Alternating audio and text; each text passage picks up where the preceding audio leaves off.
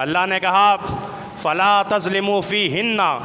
ان 4 مہینوں میں، حرمت والے مہینوں میں اپنی جانوں پہ ظلم نہ کرو، گناہ کے قریب نہ جاؤ، غلطیاں اور معصیت کے کاموں سے اپنے آپ کو بچا کے رکھو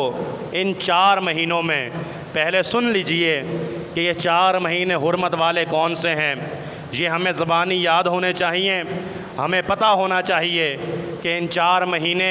جن کو اللہ نے کہا کہ حرمت والے ہیں، جن کے بارے میں اللہ نے کہا کہ تمہیں ان مہینوں میں جنگ و جدل نہیں کرنا، فساد نہیں کرنا، لڑائی جھگڑا نہیں کرنا، معصیت اور گناہوں کے کاموں کے قریب نہیں جانا۔ یہ 4 مہینے کون سے ہیں؟ بڑے آسان انداز سے آپ اس کو سمجھ سکتے ہیں، یاد کر سکتے ہیں کہ وہ 4 مہینے حرمت والے کون سے ہیں۔ یقیناً یہ 3 مہینے جو حرمت والے آتے ہیں یہ پے در پہ آتے ہیں، ایک کے بعد ایک آتا ہے، یعنی ہیٹرک ہو جاتی ہے حرمت والے مہینوں کی۔ ایک مہینہ وہ